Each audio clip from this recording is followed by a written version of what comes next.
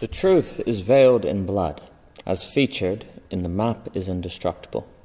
Reflections on Missing Axioms by Samuel Barnes and the Role of Martyrs in Light of Essential Incompleteness.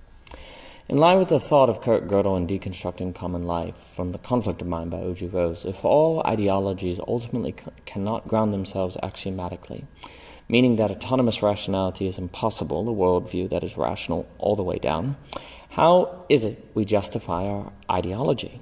Is it clearly with something irrational or unrational? Note, I didn't say irrational. But is that something experiences, emotions, imagination? What? I don't deny these unrational means of ascent serve a role, but Samuel Barnes, the mind behind Missing Axioms, has brought to my attention the unique role of martyrs, soldiers, and saints.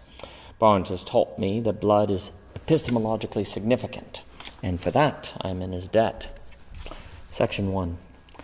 Barnes makes a fascinating point in his first entry of Missing Axioms that you can be an explicit nihilist, but you can never be an implicit nihilist. What Barnes means by this is that it is only possible to say I'm a nihilist, but it is not possible to act like a nihilist. Surely this isn't true, for can I lay around on a couch and do nothing all day? Yes, but here's the trick. There is nothing we can do that must be interpreted as a conviction that nihilism is true. If I am seen in bed all day, my actions could be interpreted as he's resting up for the day ahead, or he's just tired, or he likes bed. If I yelled something about wanting the world to end, people could just think I'm upset. If a Christian silently attends church, however, the action says the person is a Christian. And even if this is actually an atheist attending church to make her mother happy, the action still shows a Christian belief even though no words are exchanged. Yes, there is still room for misinterpretation, but note how much more limited the range of possible interpretations is for going to church versus not wanting to get out of bed. Considering this, the nihilist is at a disadvantage to the Christian, even if nihilism is the ultimate truth. There just isn't a way to readily show nihilism, only talk about it, and talk is cheap. Shouldn't the willingness to die show nihilism? It would seem so, but this is where the reflections of Barnes approach their next subject, the martyr. To die for one's beliefs shows the world that those beliefs matter to the martyr, and how can nihilism matter? By definition, it is a stance that questions the possibility of beliefs mattering, for generally nothing matters, and how can we die for nothing? Do note, this doesn't mean nihilists can't have values, for if nothing matters, then nothing matters. But it is hard to imagine how nihilists would die for their beliefs, as opposed to dying to protect a loved one or something.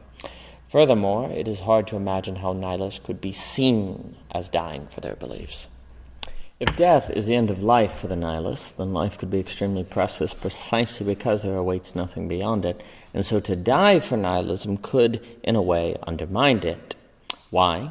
The death could be interpreted as meaning that nihilism meant something to the nihilist, or the experience of someone dying for nothing could mean to onlookers that it's important to value life, either to avoid death or because life is all there is, life is everything. Ironically, a martyr for nihilism could easily be interpreted out of a nihilist worldview as evidence against nihilism, suggesting that perhaps only ideology might benefit from sacrifice, martyrdom, and death, a misunderstanding which might be possible with a Christian martyr as well, but a nihilist martyr seems uniquely challenged in that dying for seems inherently meaningful or inherently capable of being interpreted as such. If dying for, though, functions uniquely as reason for ascent, this places nihilism at a unique disadvantage, even if it is somehow true. Anyway, nihilists will be hard-pressed to be martyrs, and as we will discuss, if martyrs play a key role in helping us unrationally justify our worldviews, this would mean nihilism could be unrationally justified in the same way other worldviews could be. Again, nihilism is at a disadvantage, which might suggest that we have no choice but to go beyond it, and or that nihilism is inherently incoherent. If it is the case, though, that only nihilism is a worldview which the state, totalitarian forces, and general power cannot readily corrupt, then it is possible that our best belief system for resisting power is not one that will ever take root in the minds of the masses, as I think would be required to resist totalitarianism. It is precisely this possible resistance to power which might make nihilism appealing. if only it wasn't internally contradictory, exactly as Samuel Barnes has argued. The nihilist who dies either suggests life wasn't as valuable as it should have been, given that life is all there is, or the nihilist suggests that there is value in living like a nihilist, and hence that values exist.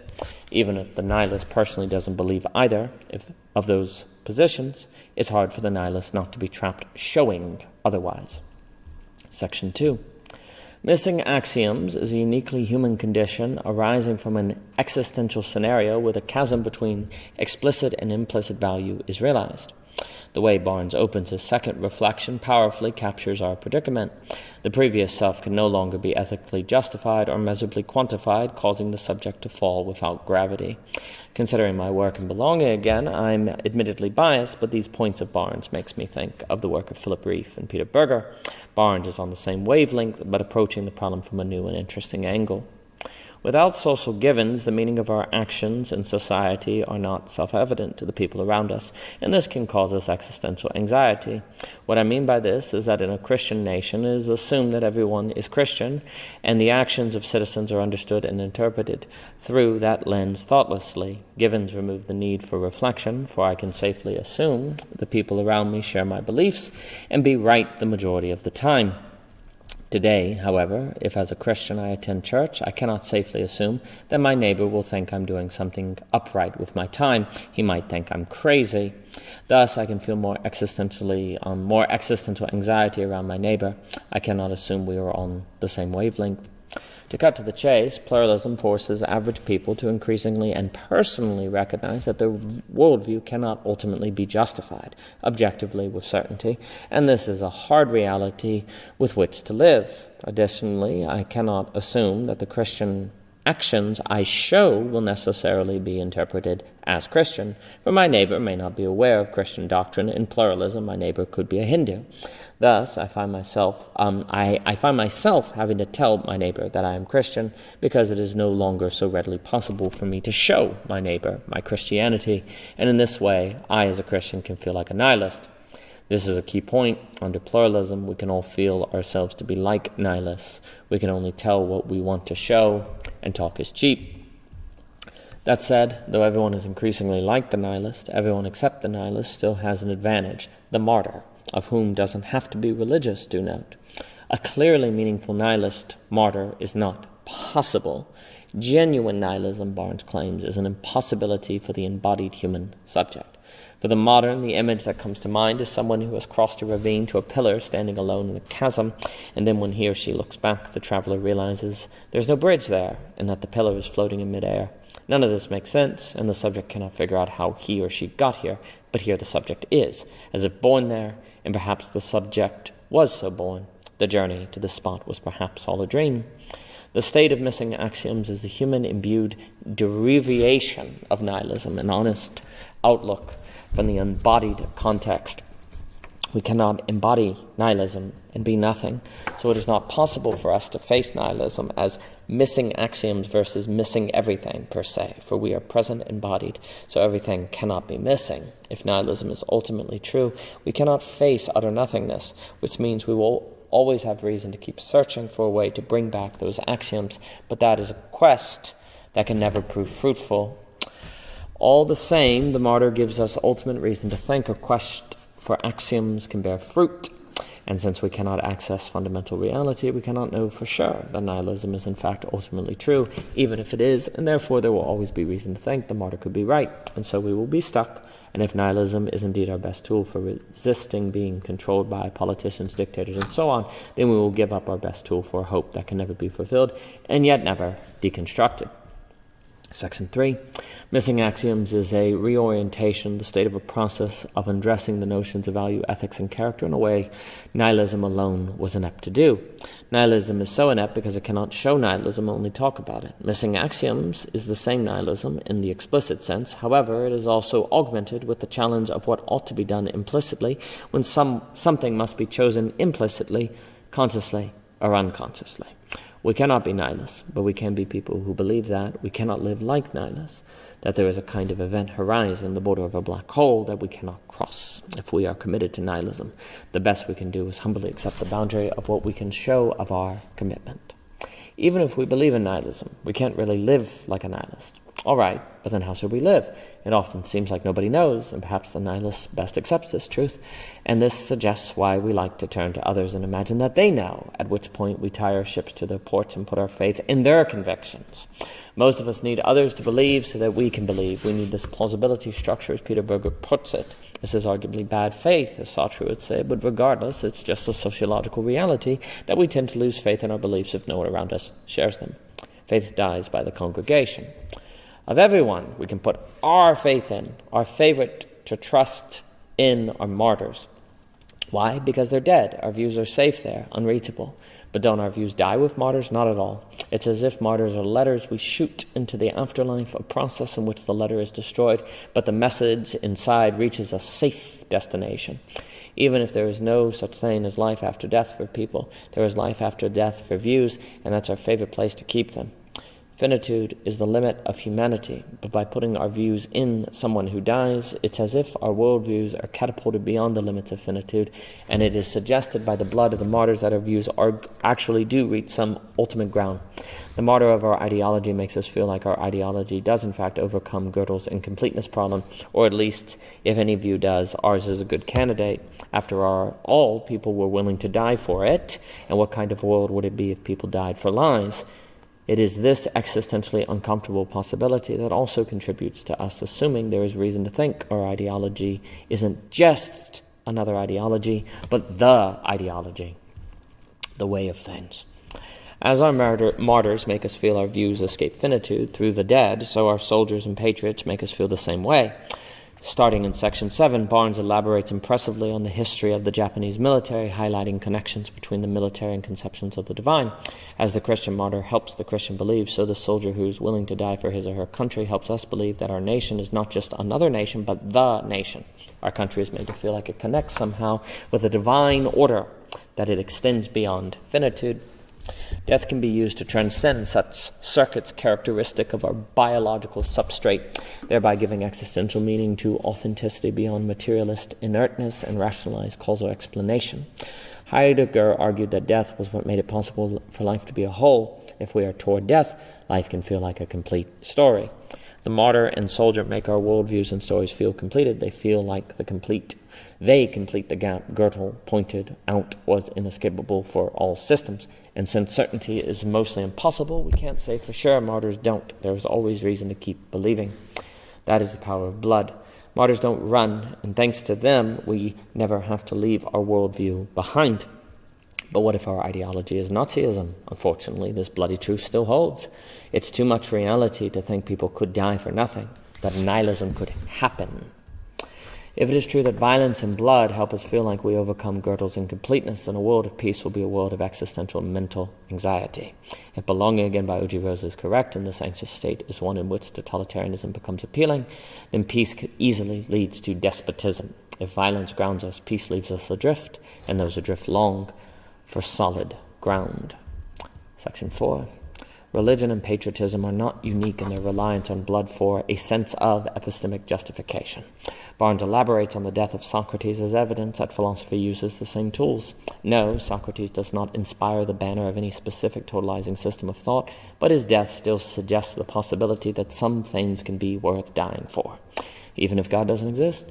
And if that is even plausible, then nihilism can be questioned, religion around or not, for people do not have to believe in God to die for what they believe. For who knows, perhaps virtue somehow live beyond us in a Platonic realm, even if that is a realm which we ourselves never reach. If nothing matters, but there are things worth dying for, then there is reason to believe there are things that matter, and to stress the point, even if the nihilist seeks death in the name of nihilism, it is not possible for the nihilist to commit an act that might be interpreted as being done in the name of nihilism. Hence, we are forever fenced out of the possibility of an experience of nihilistic martyrdom, and in this way, all other belief systems have an advantage, especially if it is the case that the only ideologies that last for centuries are ones for which blood can clearly be spilled. Authentic martyrdom, Barnes writes, is in contrast to the fanatic sacrifice which arises from ideological possession, is the emergence of conviction in a lifelong project. In a world of infinite information, and especially ours in which the internet is at our fingertips, we are desperate for sorting mechanisms and ways of determining what ideas we should entertain and which we should forget about. This is a role of experts, but experts cannot help us throw our beliefs beyond finitude. The martyr, though, who is a kind of expert on the epistemic problem of justification and finitude, can give us a sense of this possibility. If anything, the traditional expert often tells us that we attempt to overreach in searching for a transcendent ground, but we do not like this answer, and so we turn to experts who will die. The fact parents are willing to die for their children, that people will die for their beliefs, all of these are powerful tools for making us believe some convictions can escape finitude and ultimate non-existence, and so why not ours? Even cities legitimate themselves in their laws with blood, and the resulting sense of certainty that blood would not be spilled for no reason, not only because soldiers and patriots are willing to die for their cities, but also because it is hard to imagine that a city would use its laws in the name of justice to perpetuate injustice, and, if there is a death penalty, life in prison, draft, to ruin lives for no reason. René Girard famously argued that societies tend to be founded on sacred violence, which means that an enemy is created against who the people of a group are unified. Without this scapegoat, people would end up destroying each other, driven by mimetic desire, which is the idea that we decide what we desire based on what other people want, which means desire must cause conflict, because rarely can we all have the same thing. However, if you want to kill X and I mimic your desire, then we will both want to kill X, and so be on the same team. Violence hence creates unity. Girard was a genius, and all I want to do here is suggest another way violence can hold groups together. As blood unifies people against an enemy, they are also unified by an investment in the blood. What I mean by this is that once I kill someone, the thought that I may have acted unjustly is too much to bear. So I repress the thought and engage in confirmation bias to collect all the reasons that the killing I supported wasn't murder, but just killing. Everyone else in my group will likely do the same, gluing us together all the more, for we are now all accomplices in the murder. Even if we aren't friends, we're connected. We all become like Dostoevsky's Korsakov. Scapegoat binds not only in us being against them, but also in our inability to accept what kind of people we must be to kill scapegoats. As discussed in The Age of Hysteria by O.G. Rose, under pluralism we find ourselves questioning everything. In America, for example, we can question the founding of the country and the legitimacy of certain wars America engaged in, but if we question this, we may also have to question the nobility of our grandparents in fighting World War II. This can impact our self-image and history, all of which is painful, and if we cease to believe in the founding principles of America, it's not simply that America stops being a land of liberty, but it's suddenly as if it was never a land of liberty. Our change of view in the present reaches back and makes it as if the past was never there in the first place, a flip moment, as discussed elsewhere by O.G. Rose. This radical change, this feeling that the ground moves beneath us, is incredibly hard to feel and accept, and the act of avoiding this feeling also binds us to our accomplices. T.S. Eliot was right. We cannot handle much reality. We cannot accept that martyrs could die for something false, that our ancestors could sacrifice their livelihoods and lives for a void, and that we could kill in the name of justice and commit murder. Surely we wouldn't kill someone for the wrong reason, we say. Surely the martyr who died believing what we believe would not die in vain. The converse becomes unthinkable, and in that way it becomes almost given that the converse could not be true, and givens are what collectives are formed by and require. Our blood is involved. We are committed. The mind is no longer allowed to wonder. A sense of certainty ought to be ours. Section 5. Nihilism is the only worldview that cannot be given an appearance of justification with blood. Every other worldview has a significant advantage over it. If nihilism is the best belief system for resisting totalitarianism, for there is no ideology those in power can exploit and corrupt for their purposes, our best tool for resisting totalitarianism is useless. And even if it did work, would we be better for using it? This is a critical point, one we are in Barnes' debt for making us realize. Samuel Barnes covers many more topics in Missing Axioms, and I have not done his work the justice it deserves. Here, I only want to close by stressing the predicament that whether theistic or atheistic, nationalistic or tribal, so on, blood is how we feel like we overcome Gödel's incompleteness problem. If this is the case, then a world with less violence will be a world with less certainty and more existential anxiety, a state which can make totalitarianism appealing, as discussed in Belonging Again, perhaps precisely in order to bring violence back. Thus, whether there's blood or not, we will feel existentially unstable and susceptible to exploitation. Martyrs fill the epistemological gaps beget by our embodiment, gaps we prefer not to face unfilled. If blood is what makes us feel certain, arguably for all the wrong reasons, then our hunger for certainty is a hunger for death. As discussed in Uncertainty by O.G. Rose, perhaps an acceptance that certainty is impossible will help us not give in to our deadly hunger. Perhaps the possibility of only confidence will ease our predicament. But if this is not something the majority will ever be able to accept, then history seems destined to repeat an unbreakable bloodline. Considering the power of blood in strengthening ideology, we should consider a faithful present for changing conditions of possibility over opposition and argument. But that must be expanded on later. For now, to close, I fear we might be stuck with a hard reality that pluralism makes ever more apparent. We want blood. It was said earlier that violence grounds us while peace leaves us adrift. So in this age of general peace, we will desire that sense of being anchored, of certainty that only blood can provide.